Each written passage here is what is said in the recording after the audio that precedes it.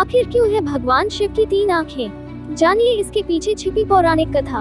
भगवान शिव को जगत का पालनकर्ता कहा जाता है और धर्मशास्त्रों के अनुसार उनकी तीसरी आँख को बहुत ही शक्तिशाली माना गया है। कहते हैं कि जब भगवान विष्णु योग निद्रा में चले जाते हैं तब भगवान शिव धरती का कार्यभार संभालते हैं और इस दौरान सावन के महीने में उनका विधि विधान से पूजन किया जाता है। मान्यता है कि सावन में यदि भोलेनाथ प्रसन्न हो जाएं तो अपने भक्तों की सभी मनोकामनाएं पूरी करते हैं। सभी देवी देवताओं में भगवान शिव सबसे अनोखे और शक्तिशाली देवता माने गए हैं। भोलेनाथ के गले में सांपों की माला, नंदी की सवारी, जटाओं से बहती गंगा, सिर पर विराजित चंद्रमा और तीन नेत्र उन्हें सभी देवताओं से अलग दर्शाते हैं। लेकिन क्या आप जानते हैं कि आखिर भगवान शिव की तीन आँखें क्यों हैं? भोलेनाथ की तीन आँखें क्यों हैं? देवी देवता हो या आम मनुष्य सभी के दो आँखें होती हैं, लेकिन भगवान शिव ऐसे देवता हैं जिनकी दो नहीं बल्कि तीन आँखें हैं।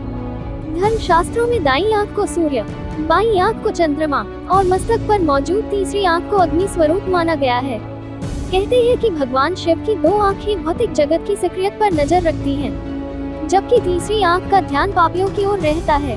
धर्म शास्त्रों में इस बात का जिक्र किया गया है कि यदि भगवान शिव की तीसरी आँख खुल जाए तो प्रलय आ सकता है। यह आँख इस बात का संकेत देती है कि सारे जगत का न तो आदि है और न ही अंत है। कैसे उत्पन्न हुई भगवान शिव की तीसरी आँख? धार्मिक पुराणों के अनुसार एक बार नारद जी भगवान शिव और माता पार्वती के बीच हुई बातचीत के बारे में बताते हैं, जिसमें भोलेनाथ की तीन आँखों का रहस्य छिपा हुआ है। नारद जी बताते हैं कि एक बार भगवान हिमालय पर्वत पर सभा कर रहे थे। इस सभा में सभी देवता और ऋषि मुनि मौजूद थे। तभी इस सभा में माता पार्वती आई और उन्हें भोलेनाथ को परेशान करने के लिए अपने दोनों हाथों से उनकी आंखें ढक लीं। जैसे ही माता पार्वती ने भगवान की आंखों पर अपने हाथ रखे तभी पूरी सृष्टि में अंधकार हो गया।